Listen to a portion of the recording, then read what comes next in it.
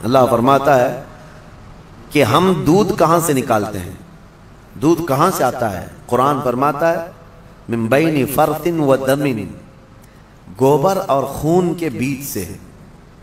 گائے چارہ کھاتی ہے، اس کے بعد اس کو جگالی کر کے وہ ہضم کرتی ہے اور اس کا وہ فضلہ بن جاتا ہے، اور اسی سے تھوڑا خون بھی بنتا ہے۔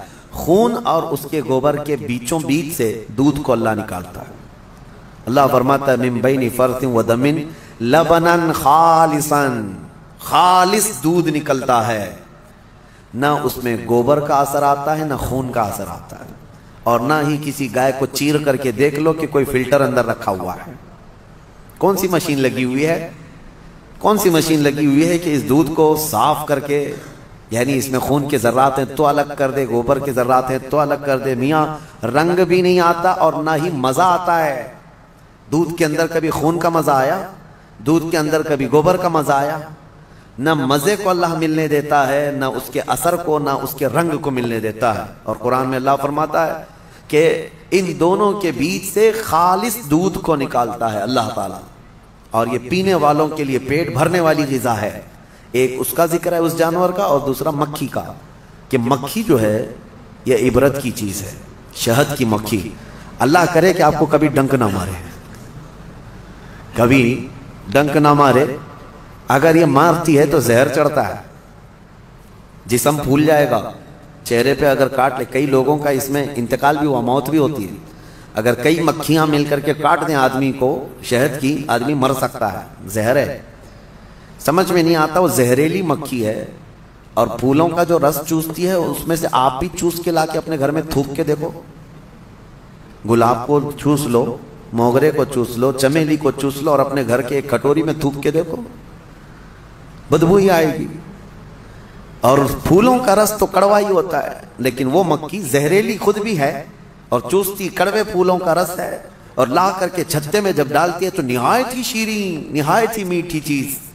اب اللہ تبارک و تعالیٰ فرماتا ہے کون ہے جو اس میں مٹھاس پیدا کرتا ہے؟ کون ہے اس کو مٹھاس پیدا کرنے والا؟ کون ہے؟ وہ خالق کائنات ہے، جو پھولوں کو رنگ دیتا ہے اور شہد کی مکھی کے منہ میں مٹھاس دیتا ہے۔ اب اسی کو کہا گیا ہے یہ عبرت کی چیز ہے۔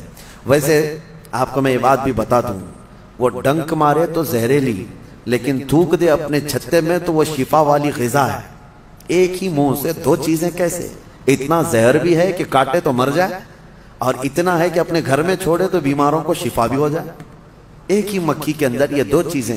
اعلیٰ حضرت فاضل بریلوی رضی اللہ تعالیٰ عنہ کی یاد آتی ہے، آپ نے فرمایا گستاخان رسول کو، وہ فرماتے ہیں اعلیٰ حضرت ظالموں میں شہد کی مکھی کی طرح ہوں۔ اعلیٰ حضرت اپنے آپ کو کہتے ہیں میں شہد کی مکھی کی طرح ہوں، جس کی مٹھاس کا بھی جواب نہیں، جس کے ڈنک کا بھی جواب نہیں۔ وہ اپنوں کے لیے میٹھا رس دیتا ہے اور ظالموں کے لیے وہ ڈنک بھی مارتا ہے۔ اعلیٰ حضرت نے اپنے لیے مثال میں فرمایا شہد کی مکھی کی طرح۔ لیکن میں آپ کو ایک روایت یہ بھی بتاؤں، اس شہد کی مکھی کے اندر جو مٹھاس آتی ہے، اتنی مٹھاس کیسے؟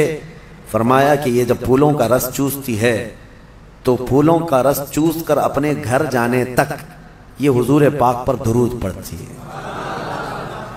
اور اس درود کی برکت ہے حضور پاک صلی اللہ تعالی علیہ وسلم کے کہ اس کے منہ میں مٹھاس پیدا ہوتی ہے۔ اللہ تعالی ہمارے منہ میں مٹھاس پیدا فرمائے، زبان میں آپ کے اثر پیدا فرمائے۔